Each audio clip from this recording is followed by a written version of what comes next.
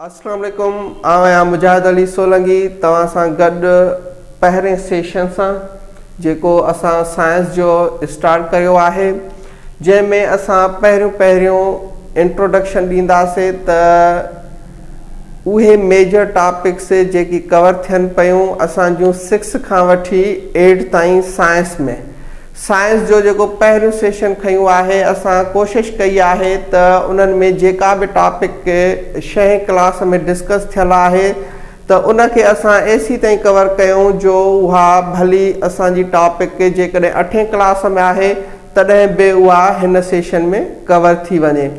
इन करण सां असांजो रिपीटेशन ऑफ टॉपिक्स जेको हूंदो उहो ख़तमु थी वेंदो ऐं तव्हां जे ज़हननि में जेका कंफ्यूजन हूंदी उहा बि न रहंदी।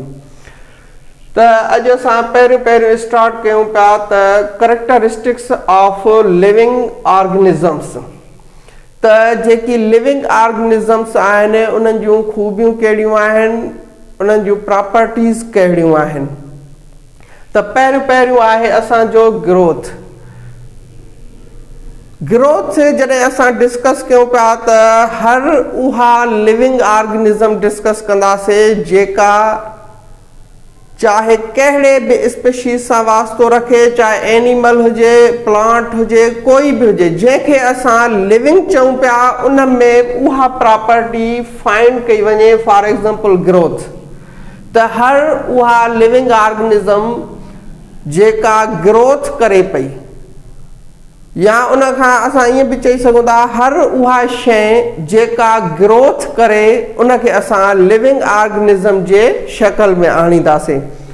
त प्लांट आहिनि, एनिमल्स आहिनि, इवन टिनी जेके असांजा ऑर्गेनिज़म्स आहिनि उन्हनि में बि इहो अप्लाई थिए पियो त लिविंग ऑर्गेनिज़म में छा थींदी आहे, ग्रोथ थींदी आहे। उन खां बाद आहे फूड न्यूट्रिशन। ज़ाहिरी ॻाल्हि आहे जॾहिं ग्रोथ ईंदी त ग्रोथ कीअं ईंदी, ग्रोथ असांजी कनेक्ट थींदी न्यूट्रिशन सां। जॾहिं उनखे न्यूट्रिशन मिलंदी तॾहिं उहो ग्रोथ कंदो, यानी फूड।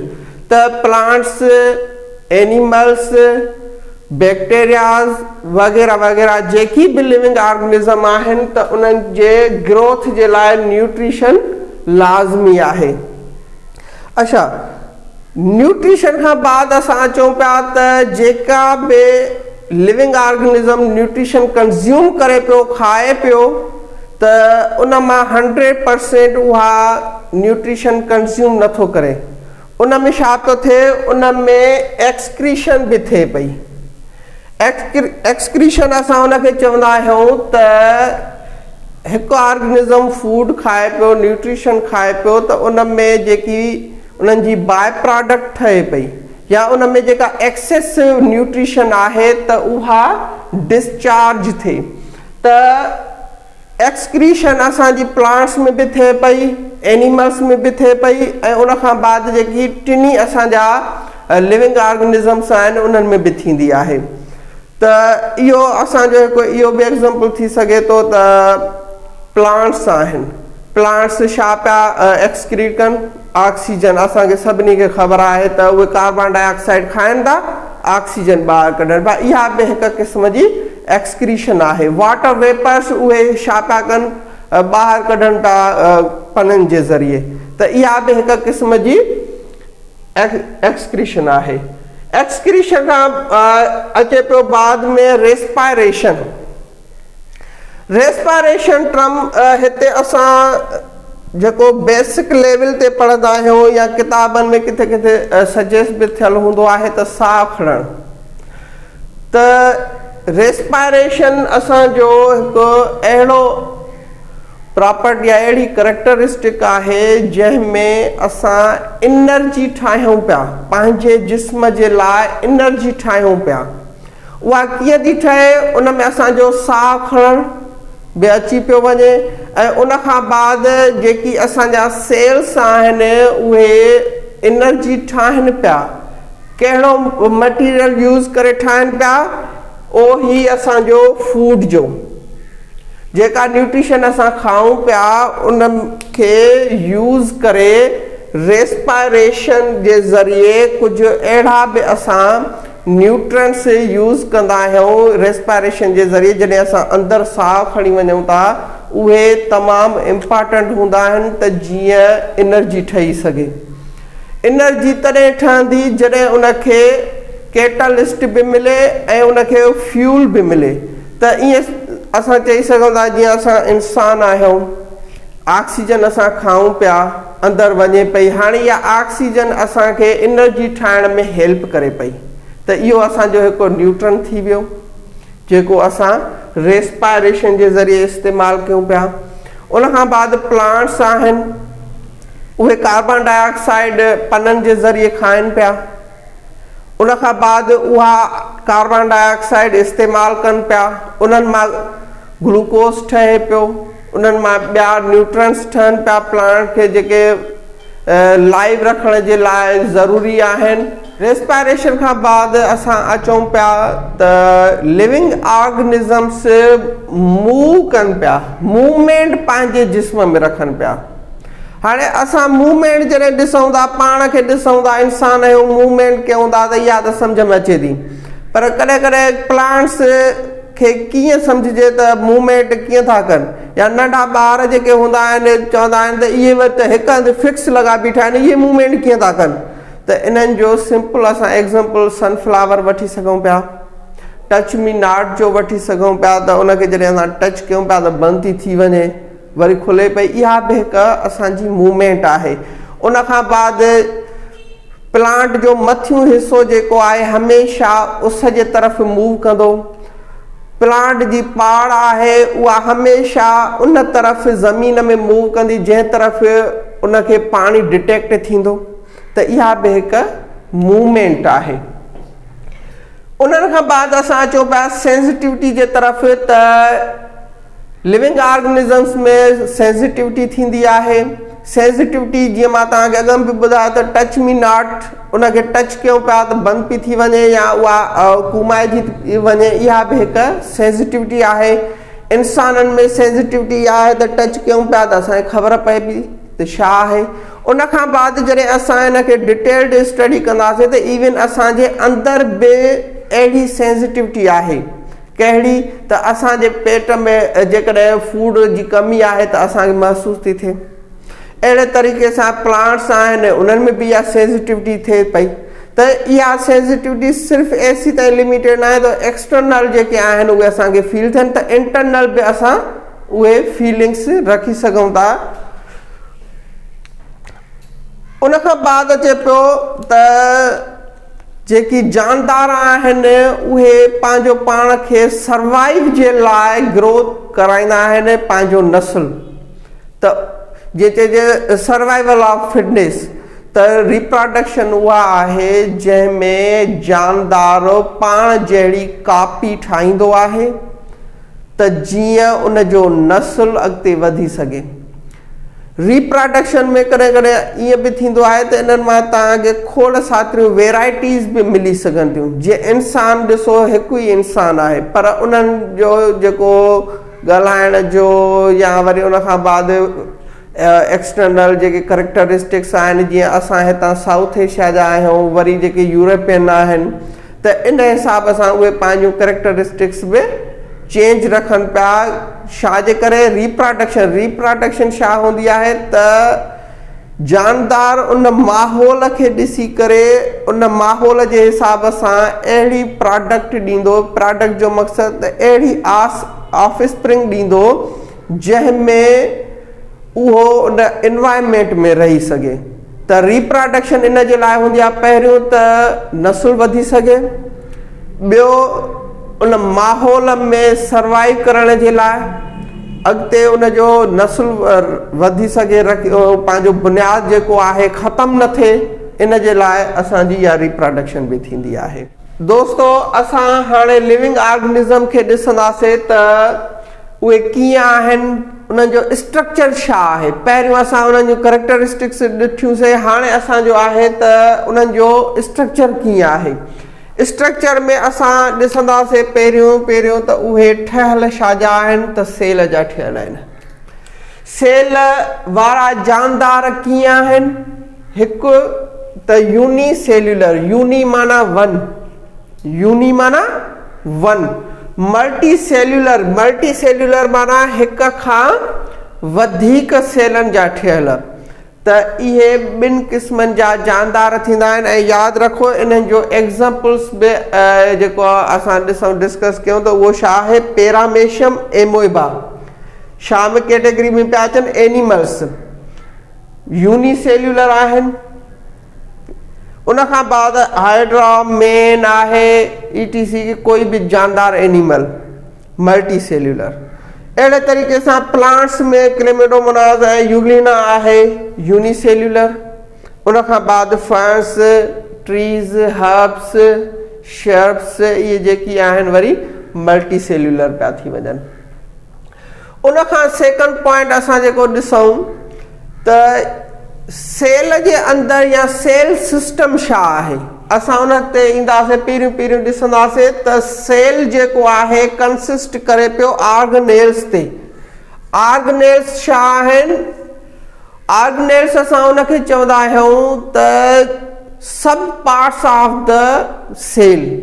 सब पार्ट्स कहिड़ा आहिनि सेल जे अंदरि, ही असां कुझु एग्जांपल्स लिखिया आहिनि। न्यूक्लियस, वैक्यूल, माइटोकॉन्ड्रिया, साइटोप्लाज्म समूरो हिन में लिक्विड भरियल आहे। अहिड़े तरीक़े सां प्लांट सेल में सेल वॉल, सेल मेम्ब्रेन ऐं जेके बि हिन जा वरी ॿिया सब पार्ट्स आहिनि कॉमन बि आहिनि, पर हिन में वरी एक्स्ट्रा प्रोटोप्लाज्म या वरी XYZ उहो असां अॻिते वरी ॾिसंदासीं। त इहे हिननि जा छा पिया थी वञनि, सब पार्ट्स पिया थी वञनि जेकी असांजे सेल खे ठाहिनि पिया, हिक सेल खे ठाहिनि पिया, यानी हिक जानदार खे ठाहिनि पिया। त हिकु सेल असांजो जानदार हिक सेल खां स्टार्ट थिए पियो। इन खां नंढो जेको आहे उनखे असां जेको आहे ईअं चऊं त उहो जानदार न थींदो। छो त उन जा इहे सब पार्ट्स न हूंदा त उहो लाइफ कीअं थींदी। छो त हिन में माइटोकॉन्ड्रिया आहे, एनर्जी थो ॾे। साइटोप्लाज्म जे ज़रिए उन जो फूड जेको आहे हर हिक हिसे ताईं पहुचे पियो। इन्हनि में मूवमेंट थिए पई। न्यूक्लियस आहे उनजी रिप्रोडक्शन करे पियो। त खोड़ सातरा असांजा जेके अमल आहिनि जानदार जा हिक सेल ते बि थी सघनि था या हिक सेल ते बि हली सघनि था। उनखां बाद असांजो अचे पियो त सेल जेको आहे असां यूनी बि पढ़ियोसीं, मल्टी बि पढ़ियोसीं। इवन हाणे असां थोरो पाण खे ॾिसूं त असां मल्टी सेल्यूलर आहियूं। ज़ाहिरी ॻाल्हि आहे असांजो जेको जिस्म आहे उहो सेलनि जो ठहियलु आहे, पर हिते इहे सेल हिक जहिड़ा ई न हूंदा। इवन असांजो ही हिकु सेल जो शेप आहे मिसाल जी तौर ते, पर हमेशह सेल ईअं बि न हूंदो, ज़रूरी बि न आहे, चेंज बि थी सघे थो। वारनि में जेके सेल्स असां यूज़ कयूं पिया ईअं सम्झो त उहे डेड था थी वञनि। हे वार असांजा डेड आहिनि, पर उन्हनि जी ग्रोथ प्रोटीन्स जे ज़रिए थिए पई, त इन्हनि जा सेल अलॻि। उनखां बाद असांजो जिस्म आहे उन्हनि जा सेल अलॻि आहिनि। स्किन आहे उनजो सेल अलॻि, असांजो फ्लैश आहे, गोश्त आहे उनजो अलॻि, हॾो आहे उन में वरी थोरो डिफरेंट हूंदो शेप में या उनजे स्ट्रक्चर में, उन में मटीरियल चेंज आहे। त अहिड़े तरीक़े सां असांखे ही सेल मुख़्तलिफ़ शक्लुनि में मुख़्तलिफ़ मटीरियल सां बि असांखे मिली सघनि था। इन में को बि शक न रखिजे त को सिर्फ़ु हिकु इहो ई सेल थींदो आहे। उनखां बाद असां अचूं पिया त जॾहिं हिक खां वधीक सेल पाण में कोऑर्डिनेट कनि पिया। कोऑर्डिनेट माना हिक ॿिए खे सपोर्ट कनि पिया, हिक ॿिए ताईं मटीरियल पहुचाइनि पिया। कहिड़ो मटीरियल त सेल जो सर्वाइवल थिए, सर्वाइवल मटीरियल। उनखां बाद हिक ॿिए खे फिज़िकल सपोर्ट बि करे सघनि पिया। हिक ॿिए खे जेको आहे इहे सम्झो त गॾिजी करे हिक वॾी शक्ल जो ऑर्गन बि ठाहे सघनि था, हिकु वॾो तह बि ठाहे सघनि था, हिकु वॾी चादर बि ठाहे सघनि था। असां ईअं सिंपल करे चऊं त हिकु सेल मिली करे चादर ठाहिनि था, उनखे चादर खे असां टिश्यू था चऊं, जेको माइक्रोस्कोपिक लेवल ते ॾिठो वेंदो। टिश्यू छा थो करे, इहे टिश्यू मिली करे असांजो हिकु ऑर्गन कीअं पिया शक्ल में आणनि। मिसाल जे तौर ते असांजो दिलि आहे, दिल में छा आहिनि खोड़ सातरा टिश्यूज़ जूं चादर्स उन ते वेढ़ियल आहिनि मथां, वरी उन जूं ॿियूं ॿिया लेयर्स आहिनि। इवन असां जेकॾहिं हिन स्किन खे ॾिसूं त स्किन जो मथियूं लेयर आहे, उन जे हेठां वरी ॿियो लेयर आहे, उन जे हेठां अञा टियों लेयर आहे, उन खां हेठि अञा वरी ॿिया लेयर्स आहिनि। त इहे जेके लेयर्स आहिनि सिंपल उहे असांजा टिश्यूज़ आहिनि जेकी हिकु आर्गन जी शक्ल में अची पिया वञनि। दिलि आहे, फिफड़ा आहिनि, आंड्रा आहिनि, लिवर आहे, त इहे सभु टिश्यूज़ जा ठहियल आहिनि। उन खां बाद आर्गन ते असां अची वियासीं। आर्गन खां बाद हाणे असांजो सिस्टम आहे। त हमेशह जेको सिस्टम वरी हूंदो आहे उहो डिपेंडेंट ॿिए आर्गन ते हूंदो आहे। जीअं असां पहिरियों ॾिठोसीं त सेल छा ते डिपेंडेंट आहे? आर्गनेल्स ते। टिश्यू सेल्स ते डिपेंडेंट आहे। आर्गन वरी टिश्यूज़ जो आहे। वरी सिस्टम आर्गन्स जो ठहियल आहे, हिकु आर्गन खां वधीक आर्गन्स मिली करे सिस्टम ठाहींदा। मिसाल जी तौर ते हिन जो सिंपल एग्ज़ाम्पल असां वठूं, साह जो सिरिश्तो, साह जो सिस्टम, रेस्पायरेटरी जेको सिस्टम आहे उहो असांजो शुरू पियो थिए नक खां, वात खां, पाइप्स आहिनि फिफड़नि ताईं खणी पिया वञनि। ॾिसो इन में केतिरा आर्गन्स थी विया, नक थियो, वात आहे, उन जा पाइप्स आहिनि, लंग्स आहिनि। त इहे सभु आर्गन्स मिली करे हिकु फंक्शन कनि पिया। उन्हनि जो इहो फंक्शन आहे त ऑक्सीजन खे खणी असांजे रत में दाख़िल था कनि। इहो हिकु असांजो सिस्टम थी वियो। डाइजेस्टिव सिस्टम आहे, एक्सक्रीटरी सिस्टम आहे त खारिज कहिड़े तरीक़े सां थिए थो। त इहे असांजा सिस्टम्स आहिनि। सिस्टम्स मक़सदु त आर्गन्स हिक खां वधीक मिली करे हिकु एप्रोप्रिएट फंक्शन सरंजाम ॾियनि विथ दी कोऑर्डिनेशन, यानी आर्गन्स पाण में कोऑर्डिनेट कंदा। उन खां बाद आहे असांजो ऑर्गेनिज़म। ऑर्गेनिज़म वरी छा ते पियो डिपेंड करे? ऑर्गेनिज़म वरी सिस्टम्स ते पियो डिपेंड करे त असांजे बॉडी में केतिरा सिस्टम्स आहिनि असां पाण ई सम्झी सघूं था। रेस्पायरेटरी सिस्टम आहे, digestive system, excretory system, nervous system ऐं ॿिया बि खोड़ सातरा इन में जेकॾहिं सिस्टम सां काउंट कयूं त उहे थी सघनि था। पर असां उहो ॾिसंदासीं त इहे ऑर्गेनिज़म यानी लाइफ जे लाइ आहिनि। त असां जेके लाइव आहियूं उन जे सर्वाइवल जे आहिनि। ऑर्गेनेल्स सेल खे इहो चैनल छा आहे? कोऑर्डिनेटेड थो थींदो वञे। इवन जेका असांजा ऑर्गेनेल्स आहिनि इहे बि पाण में कोऑर्डिनेटेड आहिनि। माइटोकॉन्ड्रिया जो एनर्जी प्रोवाइड करणु आहे, ब्रेक डाउन कंदो न्यूट्रिएंट्स खे, उन्हनि मां एनर्जी ठाहींदो, ॿियनि ताईं पहुचाए थो। त अहिड़े तरीक़े सां समूरो ही कोऑर्डिनेटेड सिस्टम आहे। ही सभु हिक ॿिए ते डिपेंड कनि पिया। ऐं उन खां बाद असां हिकिड़ी हिननि में मेन ॻाल्हि जेका ॾिसूं त रिप्रोडक्शन वारो बि जेको आहे उहो बि असांजो कोऑर्डिनेटेड ईअं सम्झो त सिस्टम थो थी वञे। उहो असांजो ऑर्गेनेल्स खां स्टार्ट थो थिए, सेल, सेल खां वरी टिश्यू, ऑर्गन, अहिड़े तरीक़े सां सिस्टम। त जेको असांजो रिप्रोडक्शन जो अमल थिए थो उहो बि सेल खां अॻ में ऑर्गेनेल्स आहे। ऑर्गेनेल्स वरी सेल, अहिड़े तरीक़े सां वरी असांजी नई रिप्रोडक्शन थिए पई ऐं असांजो जेको ऑफ स्प्रिंग आहे उहो वधे पियो। उहो ऑफ स्प्रिंग असांजो ईअं सम्झो त यूनिसेल्युलर में बि थिए पियो, मल्टी सेल्युलर में बि थिए पियो। जी दोस्तो, हाणे हिते आहे असांजो सेकंड पॉइंट, एनवायरमेंट। एनवायरमेंट असांजो पहिरियों हिन जो ही जेको स्केच ठहियलु आहे असां इकोसिस्टम खे ॾिसूं पिया। इकोसिस्टम असां ईअं सम्झो त लिविंग एंड नॉन लिविंग में रिलेशनशिप आहे। पहिरियों असां जेको पढ़ियो हुयोसीं ऑर्गन्स, सेल्स, इहे हिक ॿिए ते डिपेंडेंट हुया। ईअं सम्झो त हिक ॿिए खे सपोर्ट कनि पिया, कोऑर्डिनेट कनि पिया। अहिड़े तरीक़े सां जॾहिं असां इन्वायरमेंट में अचूं पिया त उन में बि असांजा लिविंग ऐं नॉन लिविंग फैक्टर्स आहिनि जेकी अफेक्ट कनि पिया लाइफ खे। त पहिरियों हिते असांजो जेको इकोसिस्टम आहे ॾिसो त उहो कीअं नेचुरल एंड आर्टिफिशियल। नेचुरल असांजो इकोसिस्टम उहो आहे जेको कुदरत ठाहियो आहे।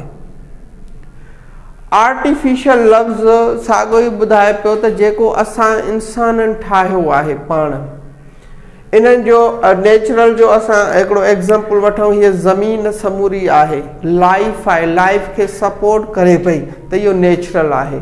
उन खां बाद आर्टिफिशियल आहे, इन जो सिंपल एग्ज़ाम्पल इहो ई एक्यूरम आहे, असां ठाहियोसीं समूरो, उते लाइफ सर्वाइव करे पई, इहो असांजो आर्टिफिशियल आहे। उन खां बाद असां इन में ॿियो बि हिकिड़ो एड कंदा हलूंसि, फार्म्स आहिनि ठाहिया वञनि था इन कंट्रोल्ड एनवायरमेंट, इहो बि आर्टिफिशियल आहे त जिते इंसान कंट्रोल करे। उन खां बाद असांजा जेके इन्वायरमेंटल टू मेन फैक्टर्स आहिनि, हिकिड़ा बायोटिक ॿिया एबायोटिक। इहे ॿ ई फैक्टर्स लाइफ खे सपोर्ट कनि पिया, कोऑर्डिनेट कनि पिया।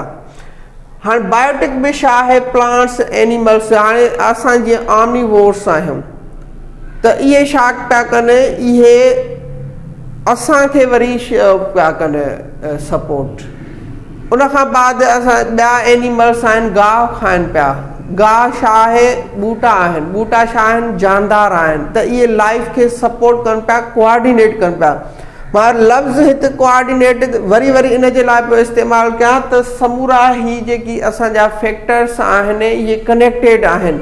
इहे समूरा फैक्टर्स सपोर्ट कनि पिया लाइफ खे, लाइफ सर्वाइवल खे सपोर्ट कनि पिया। हाणे ॾिसो हिननि में ही जानदार थिया। एबायोटिक ॾिसो केॾी इंपॉर्टेंट एयर आहे, ऑक्सीजन आहे, कार्बन डाइऑक्साइड ॿूटनि जे लाइ आहे, सपोर्ट बि करे। लाइट आहे, बिना लाइट जे ॿूटा कीअं सर्वाइव कनि। टेम्परेचर आहे, टेम्परेचर घटि वधि थिए पियो, इहो बि अफेक्ट करे पियो लाइफ खे, त उहो सर्वाइवल किथे डिफिकल्ट थी थो वञे, किथे वरी नॉर्मल पियो थी वञे, किथे स्पीड पियो वठे, किथे स्लो पियो थी वञे। त इहे समूरा फैक्टर्स आहिनि जेकी कोऑर्डिनेट कनि पिया लाइफ में। सॉइल, वाटर, ETC कहिड़ो बि तव्हां इन्हनि में एड करे छॾियोसि, जेको तव्हांखे हिते लिस्ट में जे सूरत में बि मौजूदु लिखी छॾियो आहे असां त light, temperature, air, humidity plants जे लाइ तमामु ज़रूरी। उन खां बाद हिते लफ़्ज़ असां ॿियो बि अञा हिकिड़ो एड कयोसि, कंसंट्रेशन इन्हनि जी अफेक्ट करे पई लाइफ खे, घटि आहे, वधि आहे, यानी इहा बि एवरेज हुजे, बैलेंस्ड हुजे। उन खां बाद हिकिड़ी सपोर्टिंग वरी इन्हनि में असांजी ॿी हिकिड़ी अचे पई हैबिटेट। असांजो सिंपल जेको इन जो डेफिनेशन जो कॉन्सेप्ट वठूं त जानदार जिते रहे पियो उनखे जेके बि इन्वायरमेंट में उनजे इर्द गिर्द उनखे कोऑर्डिनेट कनि पियूं, सपोर्ट कनि पियूं सर्वाइव करण जे लाइ। उहे कीअं, ॾिसो हिकु वाटर, ॿियो टेरेस्ट्रियल। हाणे हैबिटेट असांजो ॾिसो कीअं पियो थी सघे, हिकिड़ो वाटर वारो बि थिए पियो, ॿियो असांजो ज़मीन वारो बि। वाटर वारो कीअं पियो थिए, समुंड में केतिरी मखलूक रहे पई, केतिरी स्पीशीज़ आहिनि। उन खां बाद ज़मीन ते असां जेकॾहिं ॾिसूं त उन ते केतिरियूं स्पीशीज़ आहिनि जेके सर्वाइव कनि पियूं।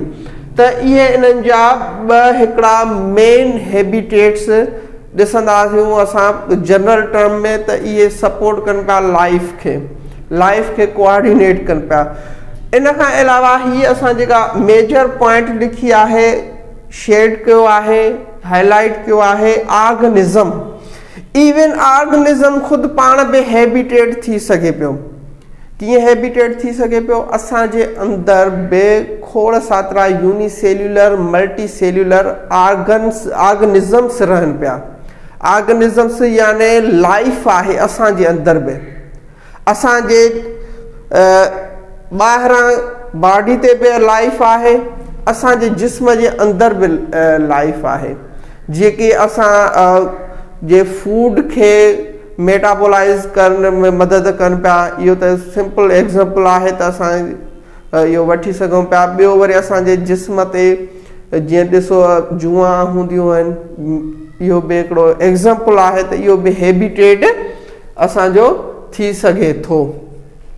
उन खां बाद मेन वरी जेका आहे असां वरी अचूं पिया त सर्वाइव जे हिसाब सां त ह्यूमन हुजे या ॿियो को स्पेशी हुजे जेको सर्वाइव करे पियो, उन जे लाइ खोड़ सातरा फैक्टर्स आहिनि त हिननि सिचुएशन्स जी घटि वधाई थी वञे त लाइफ कीअं सर्वाइव करे। त अल्लाह ताला उनखे बि सेकंड ऑप्शन ॾिनो आहे। उहो सेकंड ऑप्शन कहिड़ो आहे, ही उन जा एग्ज़ाम्पल्स आहिनि त हिकु त कैमोफ्लेज। कैमोफ्लेज असां उनखे पिया चऊं त जेके असांजो बर्फ़ानी हिकिड़ो इलाइक़ो आहे त हाणे उते कीअं सर्वाइव थिए। त अल्लाह ताला वरी उन्हनि जे लाइ अलॻि ई फैक्टर्स रखिया आहिनि, उन्हनि जी फिज़ियोलॉजी में चेंजिंग आंदी आहे त उहो उते पाण खे कीअं पियो फिट रखे। ॿियो वरी उनजो माइग्रेशन आहे। माइग्रेटरी बर्ड्स बि असां ॿुधा आहिनि जेके ईंदा आहिनि असांजे हिन इलाइक़नि में थधनि इलाइक़नि खां। इहो बि हिकिड़ो सर्वाइवल आहे त जिते घटिताई कंहिं शइ जी थी वञे त उहो ऑटोमेटिक सर्वाइव करे पियो।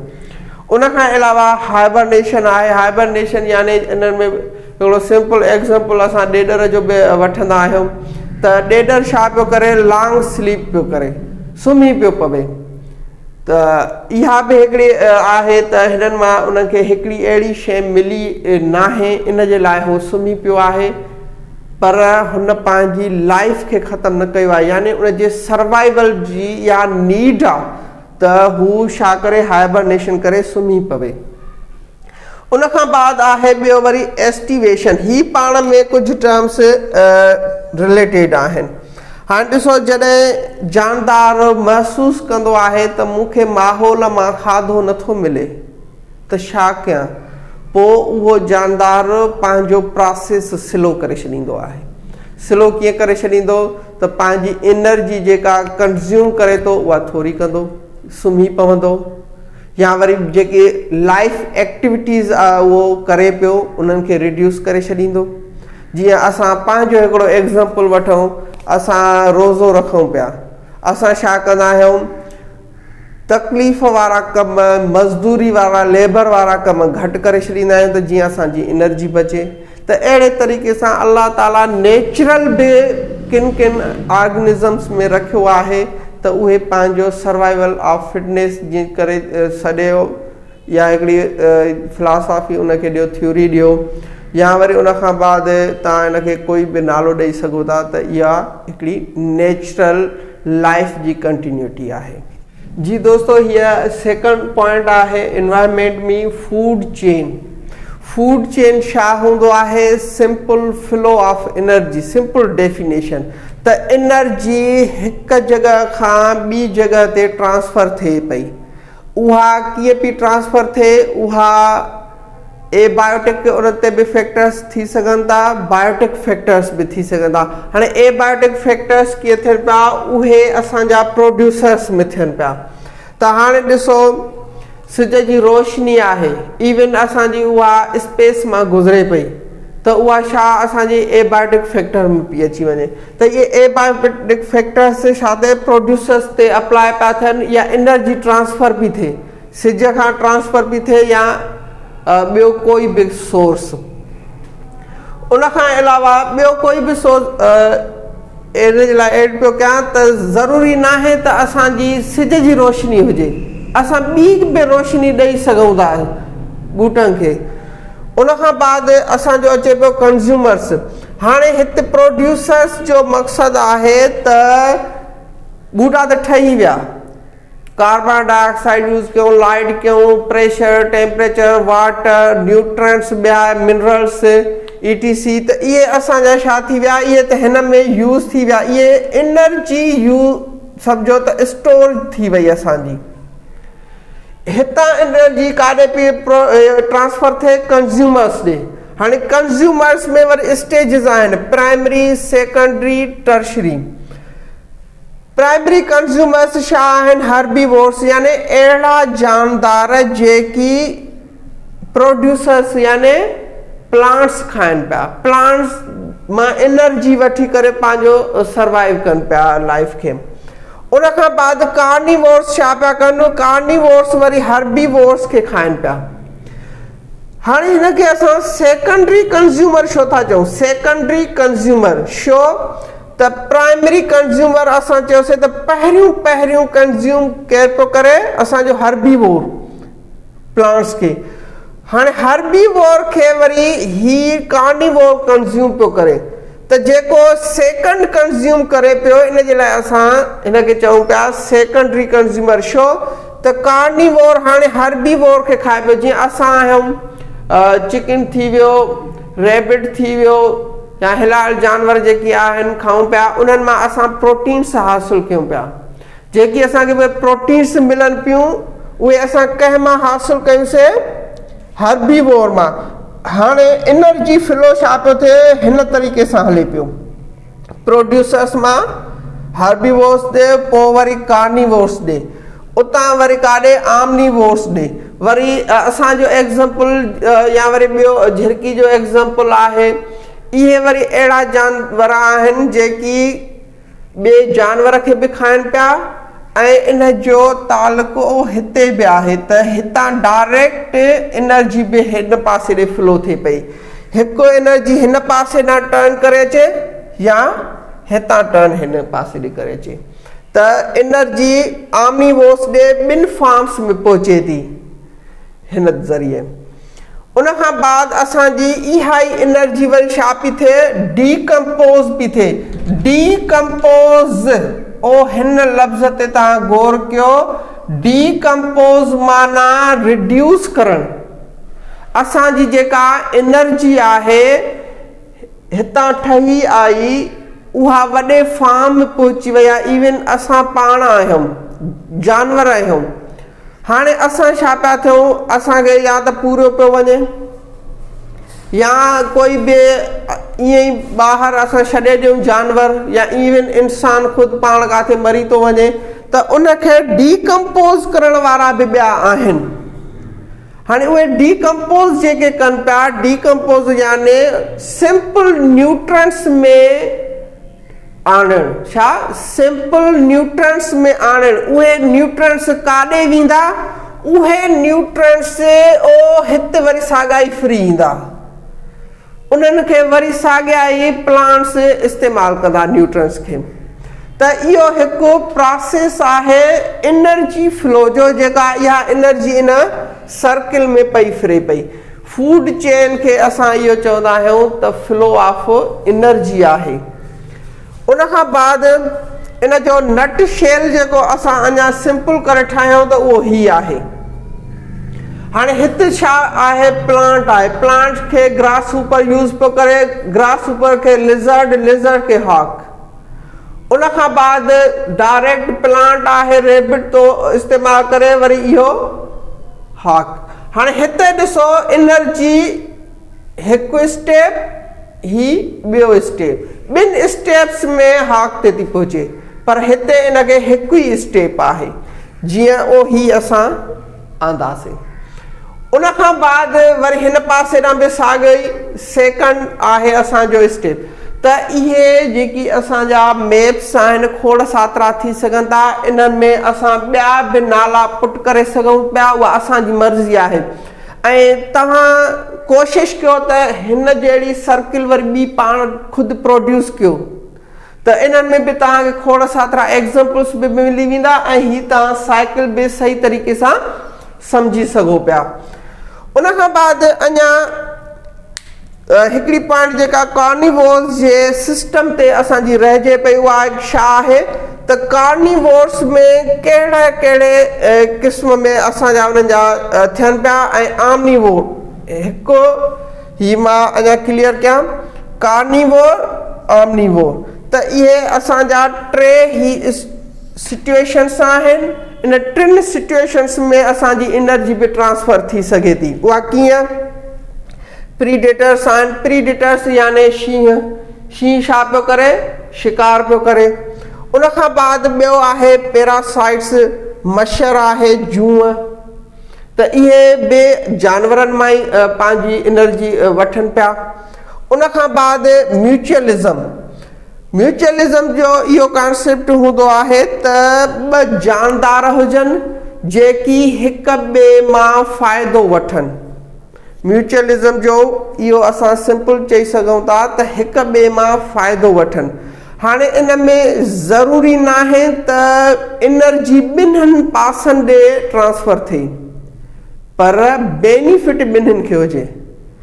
सिंपल वरी ॿी मां ॻाल्हि कयां त म्यूचुअलिज़म जो इहो कॉन्सेप्ट न आहे त एनर्जी ॿिन्ही पासनि ॾे फ्लो करे। एनर्जी हिक पासे ॾे बि फ्लो करे सघे थी। उन्हनि जो मिसाल आहे पखी। हाणे खोड़ सातरा अहिड़ा जानवर आहिनि जिन जानवरनि ते नंढा इंसेक्ट्स हूंदा आहिनि, उन्हनि मां इंसेक्ट्स हासिल पिया कनि। पखीअ ॾे त एनर्जी ट्रांसफर थी, पर उन जानवर खे फ़ाइदो थियो त उन मां जेको आहे पैरासाइट ख़तम थी वियो। उन खां बाद वरी असां अचूं पिया माखीअ जी मख। माखीअ जी मख छा पई करे, कंहिं ॿिए ॿूटे तां रस चूसे पई। सरह जो ॿूटो आहे, आम बायोलॉजी में बि इस्तेमालु थींदो आहे, ब्रासिका। त उन हवाले सां ॾिसो उन्हनि जो जेको रिप्रोडक्शन जो अमल आहे उहो बि कंटिन्यू थिए पियो। त उन में ॿूटे खे कहिड़ो फ़ाइदो थियो त उन्हनि जो रिप्रोडक्शन जो अमल प्रोसेस जेको उनखे कोऑर्डिनेट थियो, उनखे सपोर्ट थियो ऐं माखीअ जी मख खे खाधो मिलियो। त इहा सिचुएशन इन में थी सघे थी। ऐं उन खां बाद थोरो असां हिन टर्म ते ॻाल्हायूं त पैरासाइट्स जेकी आहिनि इहे एक्सटर्नल बि थी सघनि था, इंटरनल बि थी सघनि था। हाणे ॾिसो अहिड़ा पैरासाइट्स जेकी असांजे जिस्म ते आहिनि, मिसाल जूअ आहे, ठीकु आहे, इहा असांजे जिस्म जे ॿाहिरि आहे, पर अहिड़ा पैरासाइट्स बि आहिनि जेके असांजे जिस्म जे अंदरि आहिनि। जीअं अॻम बि असां हैबिटेट में लिखियो हुयोसीं त हिकिड़ा एक्सटर्नल बि हिकिड़ा इंटरनल बि थींदा। त अहिड़ा हैबिटेट्स जेके जानदारनि ते ई हुजनि, उन्हनि जे सरफेस, बॉडी जे सरफेस ते हुजनि या उन्हनि जे बॉडी जे अंदरि हुजनि। जी दोस्तो, असां अॻम पढ़ियोसीं लाइफ जे बारे में त लाइफ कीअं स्टार्ट थिए थी, लाइफ खे कहिड़ियूं शयूं सपोर्ट कनि पियूं, लाइफ कहिड़ियुनि शयुनि ते डिपेंड करे पई ऐं कहिड़ियूं लाइफ प्रोसेस खे स्पीड अप कनि पियूं, स्लो कनि पियूं, या ईअं चइजे त लाइफ जेका आहे कहिड़ियुनि शयुनि ते डिपेंड करे पई। सिंपल तरीक़े सां उहा थी वई। हाणे आहे त असां पाण ख़ुदि इंसाननि छा कयो आहे लाइफ खे सपोर्ट करण जे लाइ, लाइफ खे कोऑर्डिनेट करण जे लाइ, लाइफ खे सुठो बणाइण जे लाइ छा कयो आहे। त उहो असां कुझु हिन टॉपिक में आणींदासीं त ही आहे असांजी बायोटेक्नोलॉजी प्लस जेनेटिक इंजीनियरिंग। लफ़्ज़ ही ॾिसो ॿ आहिनि, पर उन्हनि जो मेलाप आहे, बायो टेक्नोलॉजी। त असां लाइफ में लाइफ खे सपोर्ट करण जे लाइ कहिड़ी टेक्नोलॉजी ठाही आहे या उहा लाइफ खे कीअं सपोर्ट करे पई, उन जा फ़ाइदा कहिड़ा आहिनि, कहिड़ियूं शयूं जेके आहिनि उन सां दुरुस्त थियनि पियूं। त उहा समूरी टेक्नोलॉजी असांजी कुझु जेके उन जूं एरियाज़ आहिनि असां पहिरियों उनखे ॾिसंदासीं। त एरिया उन जी पहिरीं आहे असांजी DNA। पहिरियों लाइफ जो स्टार्ट जेको थिए पियो, सम्झ असां चऊं त जेका लाइफ आहे उन जी डेटा इंफॉर्मेशन, त अॻिते उहा रिप्रोडक्शन कहिड़ी थियण वारी आहे, DNA सां आहे। DNA खां बाद असांजो जीन पियो अचे, जीन खां बाद असांजो क्रोमोज़ोम पियो अचे। त ही असांजा ईअं सम्झो त बेसिक कॉन्सेप्ट्स आहिनि। त बायोटेक्नोलॉजी असांजी इन टिनी लेवल खां, ईअं सम्झो ही असांजी माइक्रो लेवल आहे, इन माइक्रो लेवल खां लार्ज लेवल ताईं, यानी ऑर्गेनिज़म ताईं, प्लांट्स ताईं, एनिमल्स ताईं कीअं अल्टर करे पई। लाइफ खे कीअं सपोर्ट करे पई। त पहिरियों स्टेप जेको अचे पियो जेनेटिक इंजीनियरिंग जे हवाले सां, त डीएनए में जेकी जीन्स आहिनि, डीएनए में जेकी ही जीन्स सपोर्ट कनि पिया डीएनए खे, त उन्हनि खे असां अल्टर कयूं पिया, चेंज कयूं पिया। इन्हनि में वरी कहिड़ियूं शयूं चेंज थियनि पियूं, इन में क्रोमोसोम्स चेंज थियनि पिया जेके लाइफ जी इंफॉर्मेशन ट्रांसफर कनि पिया। त लाइफ कहिड़ी थींदी, या ईअं असां सिंपल लफ़्ज़नि में चऊं त जेका असांजी ऑफ स्प्रिंग जो मटीरियल आहे उहो कहिड़ो यूज़ थो थिए। ज़ाहिरी ॻाल्हि आहे जेकॾहिं सिंपल असांजी सिर आहे उन में असां मिटी ख़राबु इस्तेमालु कंदासीं, सिर बि असांखे ख़राबु मिलंदी।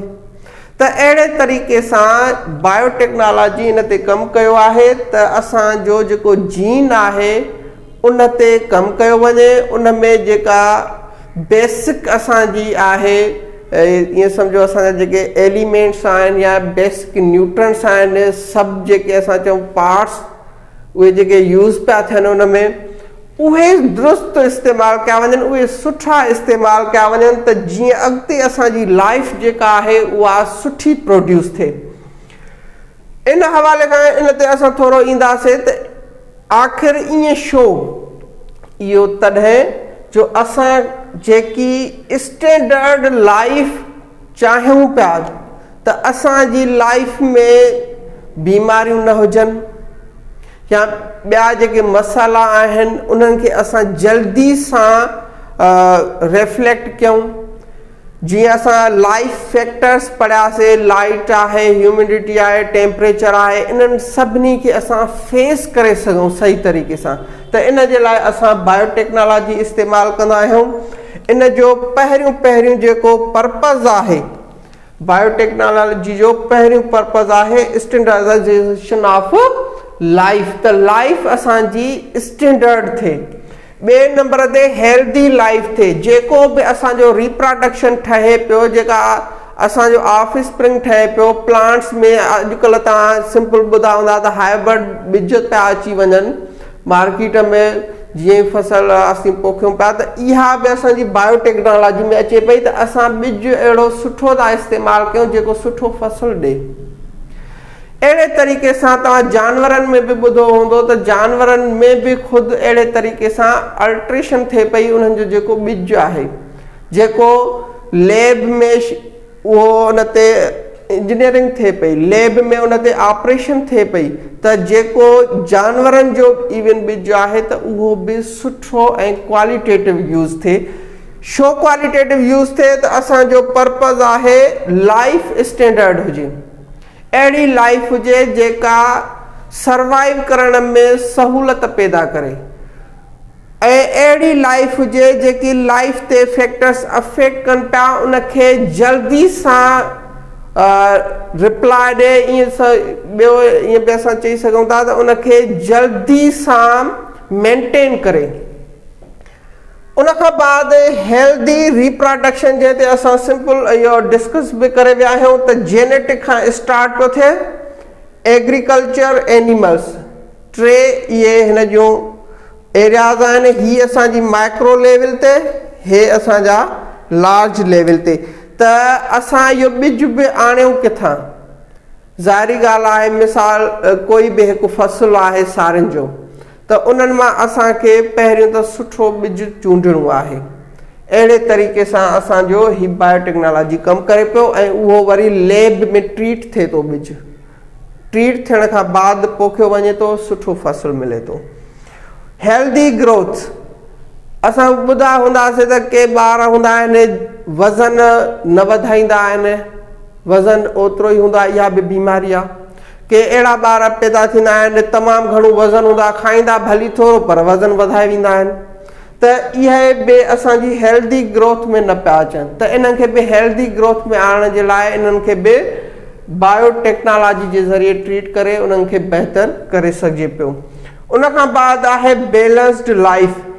ही जेकी बि पॉइंट्स असां डिस्कस कयूं आहिनि इहे असांजूं आहिनि बैलेंस्ड लाइफ जे लाइ।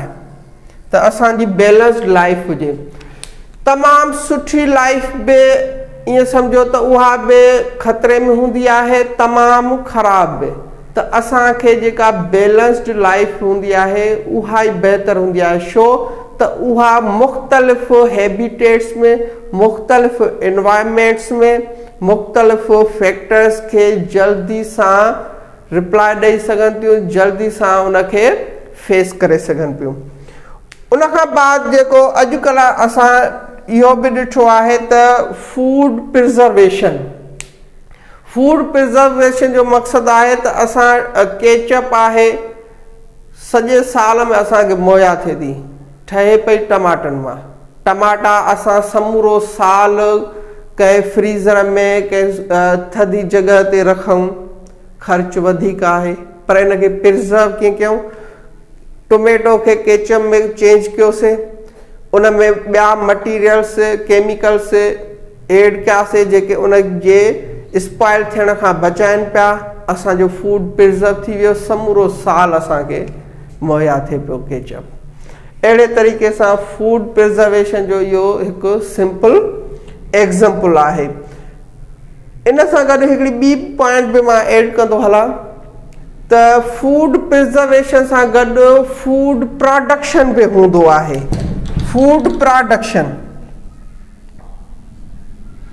फूड प्रोडक्शन जो मक़सदु आहे त असां ॾिसो इवन असांखे मार्केट मां हनी मिले पई, माखी मिले पई।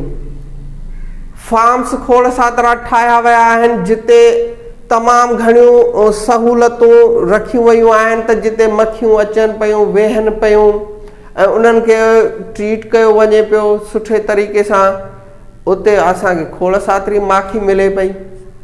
इहो बि हिकिड़ो असांजो एग्ज़ाम्पल आहे त असां इवन फूड बि बायोटेक्नोलॉजी जे ज़रिए खोड़ सातरो ठाहे सघूं था, दुनिया खे मुहैया करे सघूं था। उनखां अलावा एनिमल फार्म्स आहिनि गोट जा या ॿियनि एनिमल्स जा, त उहे बि असांजा फूड टेक्नोलॉजी में था अचनि। अञा सिंपल इन जो मिसाल ईअं खणी चऊं त चिकन आहे, मुर्गी आहे, असांखे खोड़ सादरी अवेलेबल मिली थी वञे ऐं घटि रेट में। इहा बि टेक्नोलॉजी आहे, बायोटेक्नोलॉजी। त ज़िंदगीअ खे सर्वाइव करण जे लाइ असां उनखे अहिड़ियूं फैसिलिटीज़ ॾियूं जो सुठी गुज़रे, इन जे लाइ बायोटेक्नोलॉजी आहे। थैंक्स।